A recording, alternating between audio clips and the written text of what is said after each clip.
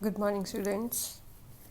So, as you can see on your screens, that today we will start with our Hornbill book and lesson number 4. And the name of the lesson is Landscape of the Soul. तो landscape से ही आप थोड़ा समझ गए होंगे कि थोड़ा ये जो है आर्ट फॉर्म से जो है ये आज का लेसन जो है हमारा कि आर्ट मतलब ड्राइंग का जो है ना कॉन्सेप्ट, तो उससे थोड़ा सा रिलेट करता है कि कैसे जो है हम कैसे कैसे हमारे आसपास जो है आर्ट्स हम जो है वो देखने को हमें जो है वो मिलती हैं. ठीक है, तो let's start our chapter. A wonderful old tale is told about the painter Wu Daozi who lived in the 8th century. तो कहते हैं एक बहुत ही अच्छी जो है स्टोरी जो है एक पेंटर वू डायोजी के बारे में जो है वो कहा जाता है कि जो 8th सेंचुरी में रहता था. His last painting was landscape commissioned by the Tang emperor Xuanzong to decorate a palace wall. तो उसकी जो लास्ट पेंटिंग बनाई थी तो वहाँ का जो एम्परर था जुआन जोंग, तो उसने इनकी ऑर्डर दिया कि अपनी पैलेस के अपने जो उसका महल है उसकी वॉल को डेकोरेट करने के लिए उसने कहा कि ये बनाओ painting. The master had hidden his work behind a screen, so only the emperor would see it. तो पेंटिंग बन गई. पेंटिंग बनने के बाद जो है वो मास्टर जो था वू डायोजी उसने अपनी पेंटिंग जो है एक कर्टन के पीछे जो है वो छिपा कर रखी ताकि सबसे पहले एम्परर ही उसको देखे. For a long while, the emperor admired the wonderful scene, discovering forests, high mountains, waterfalls, clouds floating in an immense sky, men on hilly path, birds in flight. तो जैसे ही उसने देखा एम्परर ने तो बहुत ज़्यादा प्रेज़ कर रहा था कि कैसे वंडरफुल सीन्स उसमें जो है दिखाए हैं. फॉरेस्ट हैं, माउंटेन्स हैं, वाटरफॉल्स हैं और इनकी स्काई में क्लाउड्स जो हैं वो चल रहे हैं, फ्लोट कर रहे हैं और हिली पाथ्स के ऊपर आदमी चल रहे हैं, बर्ड्स उड़ रहे हैं. Look sir, said the painter. तो फिर राजा ने तो अपनी तारीफ कर दी. अब पेंटर कहता है देखो sir, in this cave at the foot of the mountain dwells a spirit. तो कहते ये जो इनकी माउंटेन के बीच में नीचे जो है केव बनी है ना, गुफा बनी है, यहाँ पर एक आत्मा रहती है. आत्मा बोल लो, दानव बोल लो, तो वो रहता है यहाँ पर. The painter clapped his hands and the entrance of the cave opened. तो वो जैसे पुरानी देखते हैं ना आप अलादीन, जैसे वो जो है खुल जा सिम सिम बोलता है, तो ऐसे कहते वो क्लैप करता है पेंटर और उस केव का दरवाज़ा जो है वो खुल जाता है. The inside is splendid beyond anything words can convey. तो कहते अंदर जो था वो इतना ज़्यादा खजाना था कि आप इनकी कोई सोच भी नहीं सकता. इतना ज़्यादा जो है वहाँ पर अंदर जो है इनकी बहुत ही सुंदर दृश्य था, स्प्लेंडेड था. हर चीज़ अच्छी से वहाँ पर थी पड़ी हुई. Please let me show your majesty the way. तो कहते मैं आपको रास्ता दिखाता हूँ sir. The painter entered the cave. तो पेंटर जो है वो उस केव के अंदर एंटर कर जाता है. But the entrance close behind him and before the astonished emperor could move or utter a word the painting have vanished from the wall. तो पेंटर जो है वो जैसे ही केव के अंदर जाता है उसका केव का दरवाज़ा जो है उसकी एंट्रेंस जो है उसके पीछे बंद हो जाती है. तो वो हैरान हुआ एम्परर इनकी हिलता या कुछ बोलता. वो पेंटर जो था वो दरवाजे के उस गुफा में बंद हो गया और साथ के साथ क्या हुआ, वो पेंटिंग भी जो थी दीवार से वैनिश्ड मतलब गायब हो गई. Not a trace of Wu Daozi's brush was left and the artist was never seen in this world. तो कहते जितने भी इनके आर्टिकल्स से पेंट्स, कलर्स वगैरह और ब्रश वगैरह उसने यूज़ किए थे ना उस पेंटिंग को बनाने के लिए, उसका एक भी चीज़ जो है उसको वू डायोजी को का जो है वो ब्रश वगैरह पेंट वगैरह कुछ भी नहीं उसको मिलता है. और कहते वो आर्टिस्ट जो है वो दोबारा कभी दुनिया में देखा ही नहीं गया. Such stories played an important part in China's classical education. तो ऐसे स्टोरीज़ कहते चाइना के जो एजुकेशन में हम जो है वो देख सकते हैं. The books of Confucius and Zhuangzi are full of them. तो कॉन्फ्यूशियस और ज़ुआंगजी के जो बुक्स हैं उस कहते हैं ऐसी स्टोरीज से भरी पड़ी हैं. They help the master to guide his disciple in the right direction. इससे क्या होता है कि जो मास्टर होता है वो अपने शिष्य को, इनके टीचर अपने शिष्य को जो है राइट डायरेक्शन में जाने में हेल्प करता है. Beyond the anecdote they are deeply revealing of the spirits in which art was considered. Anecdote means कि जो वहाँ पर यानी कि स्टोरीज़ बोली जाती हैं, जैसे ये स्टोरी सुनाई है तो कहते हैं स्टोरीज से आगे जो है, जो भी उस आर्ट में जो है वो यानी कि स्पिरिट है उसके पीछे छुपी हुई क्या भावना छुपी हुई है, उसमें जो है टीचर को मदद मिलती है अपने स्टूडेंट को बताने में. Contrast this story or another famous one about a painter who wouldn't draw the eye of a dragon he had painted for fear it would fly out of the painting, with an old story from my native Flanders that I find most representative of Western painting. तो कहते हैं ऐसी एक story और भी कई सारी famous stories है कि एक पेंटर ने ड्रैगन बनाया और ड्रैगन की आंख नहीं बनाई क्योंकि उसका कि डर गया था वो कि जैसे ही वो उसकी आंख बनाएगा वो जो है उड़ जाएगी. और ऐसे ही कहते कई सारी मेरी जहाँ पर कहता ऑथर कहते हैं मैं जहाँ पर रहता हूँ ऐसे और भी कई सारी पेंटिंग्स के बारे में कहानियाँ जो है वहाँ पर फेमस है और सारी वेस्टर्न पेंटिंग्स को रिप्रेजेंट करती हैं. इन 15th century Antwerp, a master blacksmith called Quentin Mitsys fell in love with a painter's daughter. तो 15th century की एक स्टोरी है. एंट्रेप जो एक ब्लैक स्मिथ था मतलब लोहार था, तो क्विंटन मिस्टिस की उसको बोला जाता था, तो वो एक पेंटर की बेटी के साथ जो है वो प्यार कर बैठा. The father would not accept a son in law in such a profession. और पेंटर की बेटी थी तो उस पेंटर जो था वो नहीं चाहता था कि ब्लैक स्मिथ के साथ वो अपनी बेटी की शादी करे. So Quinten sneaked into the painter's studio and painted a fly on his latest panel with such delicate realism that the master tried to swat it away before he realized what had happened. तो Quinton जो है वो एक दिन sneak मतलब चोरी छुपके से उस पेंटर के स्टूडियो में आता है, उसके रूम में आता है और जो अभी पेंटिंग वो बना रहा था उसके ऊपर डेलिकेट रियलिज्म मीन्स कि इतने अच्छे से जो है वो उसको जो है कि एक मक्खी बनाता है उसकी पैनल के ऊपर, उसकी पेंटिंग के ऊपर, कि जब वो मास्टर आता है स्वैट इट अवे मतलब उसको भगाने की कोशिश करता है, हाथ मारता है, जैसे मक्खी को ऐसे करते हैं कि हाथ से उड़ाने की कोशिश करते हैं, तब उसको रियलाइज़ होता है कि ये तो एक पेंटिंग है. Quinton was immediately admitted as an apprentice into his studio. तो क्विंटन को जो है फिर अपना शिष्य जो है उसने बना लिया. He married his beloved and went on to become one of the most famous painters of his age. तो वो अपने जिससे उस प्यार करता था तो उससे उसकी शादी होती है और बहुत ही फेमस होता है, यानी कि अपनी एज के अपने टाइम के पेंटर्स में बहुत फेमस रहा वो. These two stories illustrate that what each form of art is trying to achieve. तो ये दोनों स्टोरी जो है हमें बताती है कि कैसे जो है इनकी क्या फॉर्म्स जो हैं ये आर्ट जो है वो इनकी पाने की कोशिश कर रही थी. Of perfect illusionistic likeness in Europe के यूरोप में कैसा था इल्यूनिस्टिक लाइकनेस, इल्यूजन होता है ना वहम सा, तो वो वहम के जैसा सच जो है, जैसे मक्खी बनाई लेकिन वो सच में नहीं थी, एक तरह का वहम था. तो यूरोप में पेंटिंग्स ऐसी थी. The essence of inner life and spirit in Asia, और एशिया में क्या था कि इनर लाइफ और हमारी अंतरात्मा के बारे में हम जो है वो देखते हैं सोचते हैं, तो वो हमारी पेंटिंग्स जो है वो ऐसी होती हैं. तो एशिया में कहते हैं ऐसी पेंटिंग्स थी.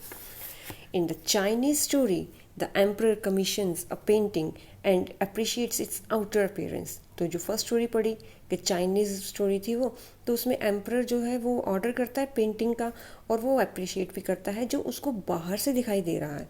But the artist reveals to him the true meaning of his work. लेकिन आर्टिस्ट को बताना पड़ा कि यहाँ पर एक स्पिरिट रहती है और वो रास्ता जो है उसको दिखाना पड़ा. The emperor may rule over the territory he has conquered, but only the artist knows the way within. तो एम्परर तो सिर्फ रूल कर सकता है जो अपनी एरिया उसने जीता है, लेकिन उसके अंदर कैसे जो है आप लोगों के दिलों तक कैसे जा सकते हैं वो रास्ता एक आर्टिस्ट को पता है. Let me show the way, the Dao, a word that means both the path or the method and the mysterious works of the universe. तो जैसे डेव ने कहा था कि let me show the way, कि मैं आपको रास्ता दिखाता हूँ, ये वर्ड जो है इसका मतलब यही है कि वो या मेथड बता सकता था या फिर वो रास्ता दिखा सकता था. वो उसका जो मिस्टीरियस रहस्यमय काम था इस दुनिया में, इस यूनिवर्स में, वो सिर्फ एक पेंटर, एक आर्टिस्ट ही बता सकता था. The painting is gone but the artist has reached his goal beyond any material appearance. Painting तो गायब हो गई, लेकिन आर्टिस्ट को उसका लाइफ का गोल मिल गया कि वो पाना चाहता था कि उसकी पेंटिंग ऐसी बने. हर आर्टिस्ट का यही होता है कि उसकी पेंटिंग ऐसी हो कि दुनिया याद रखे. तो वो बेशक अपीयर नहीं है, अब हमारे सामने नहीं है, बट आर्टिस्ट जो है वो अपना रोल जो है, गोल जो है वो पा चुका है. A classical Chinese landscape is not meant to reproduce an actual view as would a Western figurative painting. तो जो क्लासिकल चाइनीज़ लैंडस्केप है वो जो है एक्चुअल व्यू नहीं प्रेजेंट करती है, जैसे कि जो हमारी वेस्टर्न फिगरेटिव पेंटिंग है. वेस्टर्न मीन्स के वेस्टर्न कंट्रीज़ की, और फिगरेटिव मतलब सिम्बोलिक पेंटिंग जो है वो वेस्टर्न में यूज़ की जाती है. whereas the European painter wants you to borrow his eyes and look at a particular landscape exactly as he saw it from a specific angle. तो कहते लेकिन एक यूरोपियन पेंटर क्या कहता है कि अपनी आंखें उस लैंडस्केप के पर्टिकुलर चीज़ पर लेके जाओ, उस पर्टिकुलर एंगल पर लेके जाओ. The Chinese painter does not choose a single view point. लेकिन चाइनीज़ पेंटर जो है वो एक व्यू पॉइंट से नहीं अपनी पेंटिंग को दिखाता है. His landscape is not a real one and you can enter it from any point than travel in it. तो हिज लैंडस्केप जो है वो रियलिटी में तो नहीं होता है, तुम कहीं से भी उसकी पेंटिंग में एंटर कर सकते हो, कहीं भी जा सकते हो. The artist creates a path for your eyes to travel up and down then back again in a leisurely movement. तो आर्टिस्ट ने आपके वहाँ पर जो है एक रास्ता आपको बता दिया है आगे पीछे जाने का, अंदर बाहर आने का. हर मूवमेंट में आप जो है जैसे चाहो वैसे जा सकते हो. This is even more true in the case of horizontal scroll, in which the action of slowly opening one section of the painting, then rolling it up to move on the other, adds a dimension of time which is unknown in any other form of painting. तो कहते कि ये जो है उसी की horizontal scroll की तरह ही है कि हॉरिजॉन्टल जैसे हम करते हैं ना कि थोड़ा थोड़ा पोर्शन जो है वो उठाते जाते हैं, तो ऐसे ही जो है एक पोर्शन उठाया एक चीज़ देखी, दूसरा पोर्शन का कर्टेन उठाया दूसरी चीज़ देखी, फिर उठाया तीसरी चीज़ देखी. तो कहते हैं ये जो है जैसे जैसे उस पेंटिंग से जो है वो डायमेंशंस ऐड होते जाते हैं, उसमें एक नया अननोन पाथ जो है वो बनता जाता है. It also requires the active participation of the viewer who decides at what pace he will travel through the painting. तो साथ के साथ इसमें जो है व्यूअर के पार्टिसिपेशन भी जो है वो चाहिए, क्योंकि उसी को पता है कि वो किस उस पेंटिंग में कैसे किस स्पीड से ट्रैवल करना चाहता है, मतलब कि उसको कैसे किस तरह से समझना चाहता है. A participation which is physical as well as mental. Physically भी वो प्रेजेंट होना चाहिए, मतलब खड़ा भी होना चाहिए सामने, और मेंटली भी उसका ध्यान भी जो है वो पूरा उस पेंटिंग के ऊपर होना चाहिए. The Chinese painter does not want you to borrow his eyes, he wants you to enter his mind. तो चाइनीज़ पेंटर ये नहीं कहता कि इस पर आंखें गाड़ो या ऐसे देखो, वो चाहता है तुम इसको अपने माइंड के थ्रू जो है रीड करो, मतलब दिमाग भी इस पर लगाओ. The landscape is an inner one, a spiritual and conceptual space.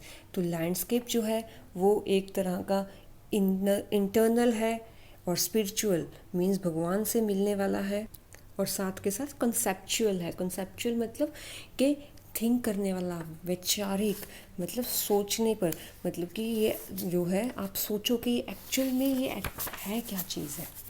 Okay, तो ये वाला जो है वो ध्यान से करना. ये आपका लॉन्ग क्वेश्चन में जो है ये पैराग्राफ एज इट इज़ पूरा का पूरा ही आपका आंसर बनेगा। जैसे तो इसमें नो क्वेश्चन में आता ही है, एक सेंचुरी का कॉन्सेप्ट आता है, यूरोपियन और चाइनीज़ व्यू जो है वो आपको क्वेश्चंस में पूछे जाते हैं।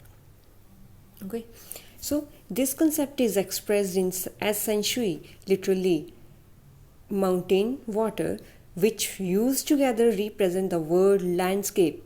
तो ये कॉन्सेप्ट जो है कहते हैं सेंचुरी जो है वो एक्सप्लेन करता है। सेंचुरी का मतलब है माउंटेन वाटर, और जो दोनों मिलकर जो है वो लैंडस्केप बनाते हैं। More than two elements of an image, these represent two complementary poles reflecting the Taoist view of the universe. तो ये दोनों एलिमेंट्स जो है वो एक दूसरे के कॉम्प्लीमेंट्री है, मतलब एक के बिना दूसरा अधूरा है, और डायोस्ड व्यू को जो है ये दर्शाते हैं। द माउंटेन इज़ यांग, ये वर्ड याद रखना कि माउंटेन जो है वो यांग है, रीचिंग वर्टिकली टुवर्ड्स हेवन, क्योंकि ऐसे खड़ा होता है ना वर्टिकली, तो वर्टिकली जो है वो आकाश की तरफ जाता है। स्टेबल है, वार्म है, और ड्राई इन द सन, सन में सूखता है। वाइल द वाटर इज यिन, और वाटर क्या है, यिन है। हॉरिजॉन्टल है, रेस्टिंग ऑन द अर्थ, अर्थ पर रेस्ट कर रहा है। फ्लूइड है, मॉइस्ट भी है और कूल भी है। The interaction of yin and the receptive feminine aspect of universal energy and the counterpart yang, active and masculine। तो यिन को जो है एक तरह का रिसेप्टिव बोला गया है और फीमेल से के साथ कंपेयर किया गया है, और यूनिवर्सल एनर्जी जो है उसके साथ आती है। और उसका दूसरा पार्ट यांग है जो एक्टिव है, मेन है और मस्कुलाइन है। Is of course a fundamental notion of Taoism, और डायोइज्म का फंडामेंटल जो पार्ट है यही है। सो उसका जो आइडिया था डायोइज्म का, फंडामेंटल आइडिया जो था, नोशन मतलब, तो वही है। What is often overlooked is an essential third element, the middle void where their interaction takes place. तो तीसरा जो हम ओवरलुक करते हैं इसका एलिमेंट वो क्या है, वो दोनों के बीच में एक वाइड है। केमिस्ट्री में साइंस स्टूडेंट्स पढ़ते होंगे ना, जैसे NaCl वगैरह का, जैसे आप कंपाउंड्स का स्ट्रक्चर करते हैं तो वाइड आता है ना, वाइड मतलब स्पेस, एम्प्टी स्पेस। तो कहते हैं इन दोनों के इनकी एक एम्प्टी स्पेस है जहाँ पर ये दोनों जो है आपस में मिलते हैं। This can be compared with the yogic practice of pranayama. तो प्राणायाम के साथ हम इसको कंपेयर सकते हैं। तो प्राणायाम में क्या करते हैं, breathe in, retain, breathe out, के अंदर सांस लेते हैं, फिर थोड़ी देर सांस रोक कर रखते हैं, फिर सांस बाहर निकालते हैं। The suspension of breath in the void where meditation occurs. तो जब हम अंदर रखते हैं ना थोड़ी देर के लिए अपनी सांस, तो उस टाइम हम बोलते हैं कि मेडिटेशन में चले गए हैं। The middle wide is essential. तो यहाँ पर जो मिडल वाइड है वो ज़रूरी है। Nothing can happen without it, उसके बिना कुछ नहीं हो सकता है। Hence the importance of white unpainted space in Chinese landscape. और इसी तरह कहते हैं कि जो वाइट अनपेंटेड स्पेस है ना चाइनीज़ लैंडस्केप में, वो भी ज़रूरी है। This is also where man finds a fundamental role, और यहीं पर आदमी का मेन रोल पाया जाता है। In that space between heaven and earth he becomes the conduit of communication between both poles of the universe. तो यहाँ पर कहते हैं कि इस स्पेस में, इस यूनिवर्स में, जहाँ पर अर्थ और अर्थ और हेवन के बीच में कम्युनिकेशन है, वो कौन क्रिएट करता है, द कंड्यूट। कंड्यूट मतलब एक तरह की पाइप का जो कम्युनिकेशन है वो मैन ही प्ले करता है role. His presence is essential even if it's only suggested, far from being lost or oppressed by the lofty peaks he is in Francis Cheng's wonderful expression the eye of the landscape. तो कहते हैं उसकी presence ज़रूरी है, जैसा कि suggest किया गया है कि हम इसको जो है दबा नहीं सकते हैं, कहीं खो नहीं सकते हैं। तो फ्रांसिस्को चैंग्स ने बिल्कुल सही कहा है कि आदमी को कहा गया है the eye of the landscape, कि आदमी ही जो है वो लैंडस्केप की आई है। ठीक है, उसके बाद लास्ट पार्ट हमारे पास इस चैप्टर का आता है, गेटिंग इनसाइड आउटसाइडर आर्ट। तो ये आउटसाइडर आर्ट क्या है, आपने देखा होगा चंडीगढ़ में रॉक गार्डन ना, वही इसका एक एग्जांपल है। पता किसने बनाया था, नेक चंद जी ने ना। तो अभी तो 5-7 साल ही हुए उनको एक्सपायर हुए, तो कैसे बनाया देखो। When French painter Jean Dubuffet mooted the concept of art brut In the 1940s, the art of the untrained visionary was of minority interest. तो कहते हैं 1940s में जो है जियान डुफे ने जो है कॉन्सेप्ट रखा आर्ट ब्रूट का, तब जो है अनट्रेंड जो लोग थे उनको जो है एक तरह से माइनॉरिटी इंटरेस्ट, बहुत कम लोगों का इंटरेस्ट होता था. From its almost veiled beginnings, outsider art has gradually become the fastest growing area of interest in contemporary art internationally. और फिर तब से कहते कि इसकी जो है आउटसाइडर आर्ट की जो है वो धीरे धीरे इनकी बिगनिंग हुई और धीरे धीरे बहुत ही वास्ट एरिया जो है इंटरनेशनली इसको जो है एक्सेप्ट किया गया. This genre is described as the art of those who have no right to be artists, as they are received no formal training yet show talent and artistic insight. तो ऐसे लोग जिन्होंने कभी फॉर्मल ट्रेनिंग नहीं ली या formal जो है उन्होंने कोई डिप्लोमा या डिग्री नहीं ली है, तो उनको आर्टिस्ट हम नहीं बोल सकते, लेकिन फिर भी जो है उन्होंने अपने टैलेंट को जो है इस आर्ट के फॉर्म में जो है वो डिस्क्राइब किया है. Their works are a stimulating contrast to a lot of mainstream offerings. तो उनका काम जो है एक तरह का हम बोल सकते हैं कि सब कंट्रास्ट है उनका, ऐसी दुनिया को देन है कि हम उनको इग्नोर भी नहीं कर सकते. Around the time Dufay was propounding his concept in India, an untutored genius was creating paradise. तो डुफे अभी अपना कॉन्सेप्ट रख रहे थे, तभी उस टाइम इंडिया में एक अनट्यूटर्ड जीनियस जो था वो अपना पैराडाइज मतलब अपना एक स्वर्ग बना रहा था. Years ago, the little patch of jungle that he began clearing to make himself a garden sculpted with stones, recycled material, is known to the world today as the Rock Garden at Chandigarh. तो उस time कहते कि अपना जो है कुछ साल पहले, कुछ क्या अब तो बहुत साल हो गए, कि वो सारा एरिया ना जंगल का था, तो जंगल को साफ़ करके सिर्फ अपने लिए एक गार्डन जो है पत्थरों का वो बना रहे थे. और आज हम उस गार्डन को क्या बोलते हैं कि रॉक गार्डन, जो कि चंडीगढ़ में है. तो रिसाइकल्ड मटेरियल और साथ के साथ स्टोन्स का बना हुआ है. इट्स 80-year-old क्रिएटर, अब तो चलो एक्सपायर हो चुके हैं, 90+ होकर शायद गए हैं. So it's 80-year-old creator director Nek Chand is now held as India's biggest contributor to outsider art. तो 80 ईयर्स के थे उस टाइम जब ये चैप्टर जो है वो ऑलमोस्ट लिखा गया, जब ये आर्टिकल जो है पेपर में आया था. तो नेक चंद जो थे वो इंडिया में आउटसाइडर आर्ट के सबसे बड़े कॉन्ट्रीब्यूटर थे. The 15th issue of raw vision, a UK-based magazine pioneer in outsider art publications, features Nek Chand and his rock garden sculpture Women by the Waterfall on its anniversary issues cover. तो कहते 50th इनकी issue था. Raw vision एक UK की magazine थी, तो उसकी publication के लिए जो है नेक चंद का जो है, अगर आपने कभी देखा ना, वहाँ पर स्टैचू है बना हुआ, एक लेडी वाटरफॉल के नीचे है घड़ा उठाकर. तो वहाँ पर जो है कहते कि वो फ़ोटो जो है उसने अपनी एनिवर्सरी की जो है कवर पेज पर जो है वो अपना लगाया अपनी मैगज़ीन की एनिवर्सरी पर, और नाम रखा गया उस time women by the waterfall. The notion of art brut or raw art was of works that were in their raw state as regards cultural and artistic influences. तो वो आइडिया जो है आर्ट ब्रूट का, या फिर हम इसको raw art भी बोल सकते हैं, इसमें जो है रॉ स्टेट में कि हमारी कल्चरल एक्टिविटीज़ को बताएं, हमारे आर्टिस्टिक इन्फ्लुएंस जो है वो सारे के सारे हमारे इसमें आते हैं इस आर्ट ब्रूट में या रॉ आर्ट में. Anything and everything from a tin to sink to a broken down car could be material for a work of art. तो कहते कुछ भी, इनके टिन टूटा हुआ है, इनके पानी में डूबा हुआ है, कार का शीशा टूटा हुआ है, कोई भी मटेरियल जो है हम अपनी आर्ट के वर्क में यूज़ कर सकते हैं. Something Nek Chand has taken to dizzying heights. और इसी चीज़ों को कहते हैं कि नेक चंद जो है सिर चकराने वाली हाइट्स तक, जो मतलब कि आसमान की ऊंचाइयों तक जो है वो ले गए हैं. Recognizing his art as an outstanding testimony of the difference a single man can make when he lives his dreams. तो अपने आर्ट को पहचाना कहते कि इनकी और आउटस्टैंडिंग टेस्टिमनी को, मतलब कि ऐसी चीज़ें उन्होंने जो है बनाई कि एक सिंगल आदमी ने अकेले आदमी ने अपना सपना जो है वो एक तरह से जी लिया.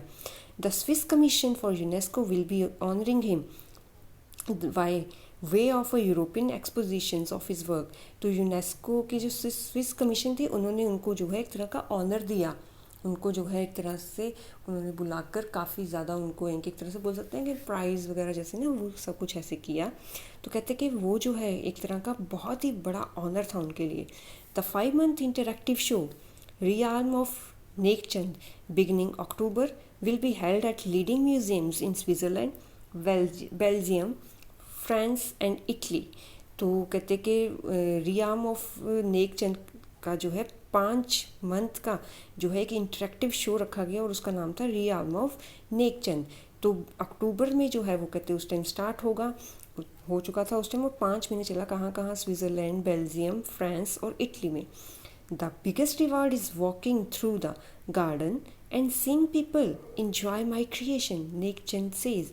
तो नेकचंद ने कहा मेरे लिए सबसे बड़ा इनाम वही है कि जब लोग जो हैं उस गार्डन में घूमते हैं, जाते हैं और मेरी क्रिएशन के जो मैंने बनाया है उसको एंजॉय करते हैं. उनका जो एंजॉयमेंट है, उनकी स्माइलिंग फेसेस हैं, तो वही देखकर जो कहते हैं मुझे जो है सबसे बड़ा रिवार्ड मिल जाता है. तो ये आपका चैप्टर जो है वो ख़त्म हुआ. इसमें से शॉर्ट क्वेश्चन में यहाँ ये आ सकता है आर्ट ब्रूट रॉ आर्ट.